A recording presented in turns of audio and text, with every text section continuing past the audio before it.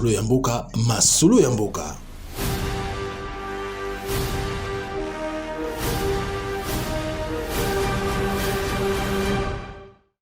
Tozali awa direct ya palais du peuple bala démission masolo ya mboka. Masolo ya lelo kaka nde tomesana kobeta na bino. La fois passée bomonaki Frida asalaki mwa ba image moko tozaki na province asa. Okendaka ti place ya premier ministre na biso banova. Bomona kanda kuna ye. Na bilili tosalaka to baka chef de l'état atiela bango makanisi. Population ya Sankuwelelaki alingaki chef de l'état a honoré bango abengisa même linu tozobenga ngo linu parce que ebele bazolinga tobenga ngo korte linu wana babandolo ba linu eya ata awa précisément na mboka na biso na mabele na bango bokoko na ba promesse à chef de l'état prometaki bango que non linu wana ekokoma lelo tomoni population mobimba tomoni mboka na biso ningani tomonaki bandeko na biso bakendaki aéroport bazwi linu wana etambolaki par-ci par-là ekendaki mboka Kisangani Lubumbashi lelo ye awa na Kinshasa tozali awa en direct à palais du peuple bozomona ke bilongi batie yango batu nyonso batala na cadre masolo ya mboka tolingaka te ba polémique no baboye non eza à la portée de tout le monde mutu nyonso aboya atali mutu nyonso ezali awa ekolala awa ti lobi bino bozalaka boye no baboye bato bamona ezali awa na palais du peuple na mwana tekaka pape mouchoir na mwana asalaka boye azoya azotala ngai na koloba mingi te boswana no luboye azalaki sur terrain na micro ya Frida Mujula tokokutana Masolo ya mboka, masolo ya mboka.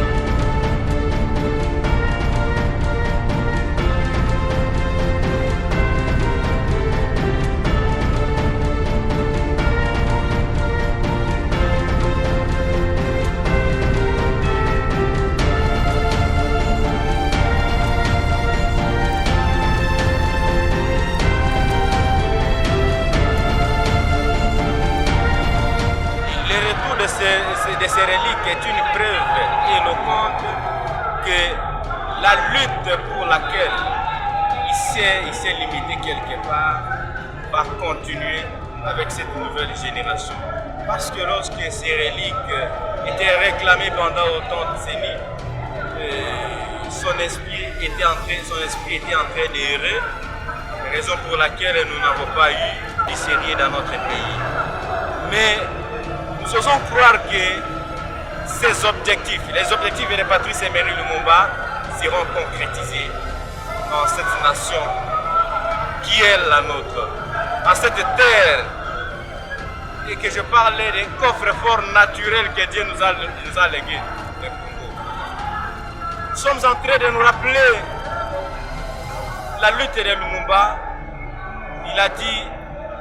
Il a prôné l'unité nationale, car sans l'unité nationale, c'est l'effondrement du Congo. Patrice Emery Lumumba a prôné la justice sociale et assuré que les terres de notre patrie profitent véritablement à ses enfants. Patrice Emery Lumumba a dit que après l'indépendance, il faut que chaque Congolais reçoive la juste place que lui vaudra sa dignité humaine, son travail et son dévouement au pays. Patrice Emery Lumumba a dit qu'après l'indépendance, que chaque travailleur puisse trouver la juste rémunération de son travail. Il a dit, après l'indépendance, il faut que le peuple congolais profite de sa richesse. Topesi Longonya na président de la République, président Tshisekedi Tshilombo Fati Beton, na la sali coupé nzoto ya Lumumba, héros national, oyo asalaki ke biso lelo Congo tozwa indépendance, toza na liberté, tolongwa na boumbu ya bamindele, nzoto na ye ekiti na mboka ya bakoko oyo ezali RDC. Vraiment napesi mokonzi ya mboka Fati Beton merci, parce que nzoto ndenge ekiti na mboka oyo ya bakoko vraiment nayebi ke ekochange makambo nyonso tu. Lite oyo ezalaki lite ya lelo te, eza ya kala. Bapresident ebele baleki babandaki kosabote yango, me na turu ya Fati Beton alobi na kotika bino libanda te, fo biloko nyonso oyo eza libanda ezonga na mboka. Lokola biloko wana eza libanda, tozomona ke biloko wana ndenge eza libanda nde mboka ezomarche bien te, fo tobanda kozongisa moko moko. Tomonaki awa ntango roi Philippe ayaki, malgré tout azongiselaki biso ekeko na biso, lino ya Lumumba mpe ndambo ya nzoto na ye etikalaki ezongi na mboka na ye, esika abotama, esika akolela. Tosepeli makasi na mokonzi ya mboka ndenge akoti na lite ya bana Lumumba, mpe lelo tokomi na suka oyo tokosenga na peuple congolais. Peuple congolais nyonso bozala nsima Fati Beton, toyeba ndenge ya kozala na ye toujours mpo balite na ye nyonso ekomaka na suka. Tondimaki te ke Lumumba akozonga na mboka na ye, me lelo Lumumba azongi na mboka. Esengo makasi mpona mokonzi ya mboka.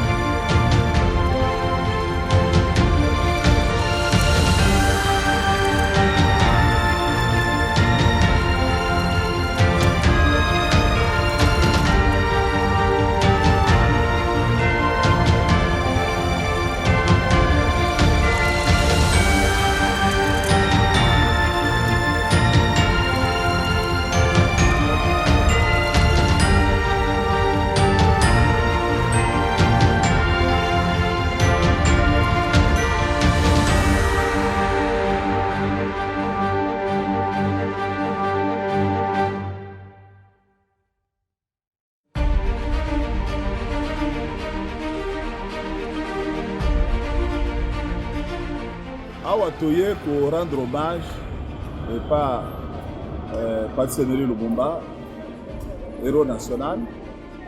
C'est par sa lutte que tozwaka indépendance na mboka na biso. Tozopesa longonya epa mokonzi ya mboka alakisi ke aza mwana mboka alingi Congo. Il veut d'honorer Patrice Emery Lumumba. Depuis qu'il est mort, depuis 61, aujourd'hui, il fallait un homme, un fils digne de ce pays pour honorer cet homme d'État, Patrice Emery Lumumba. Et en ce moment, il y a dit que pour l'Est, Patrice Bissou. Bissou, nous sommes tous à la cinéma. Tous à la cinéma, phare d'ici. Baoyo bazoboye koloba makambo ya pression oyo bazotala bazolisa bango Félix Antoine Tshisekedi nzambe azobatela ye peuple congolais aza na nsima ya Félix Antoine Tshisekedi mpona victoire puisque Congo so ezonga mobimba ndenge Lumumba Kasavubu sont les deux. Longo n'est pas mon mboka Félix Antoine Tshisekedi, tous les hommages à la vie Premier ministre Patrice Emery Lumumba Nzambe Pamba.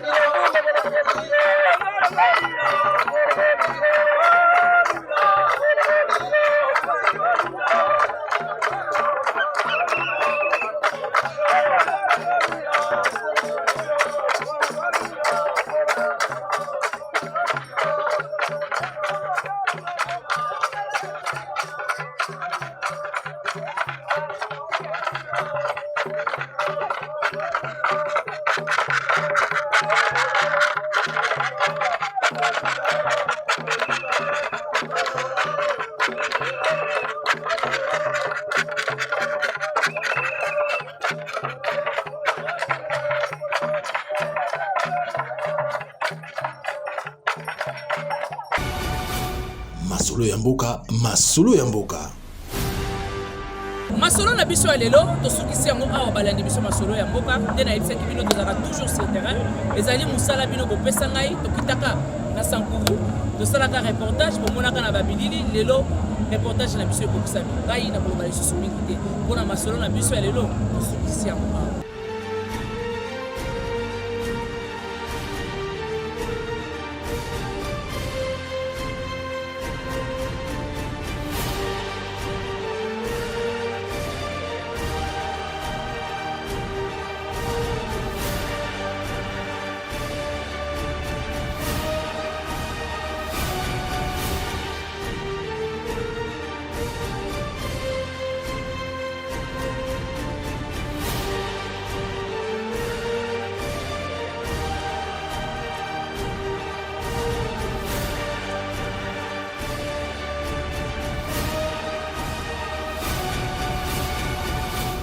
masolo ya mboka, masolo ya mboka.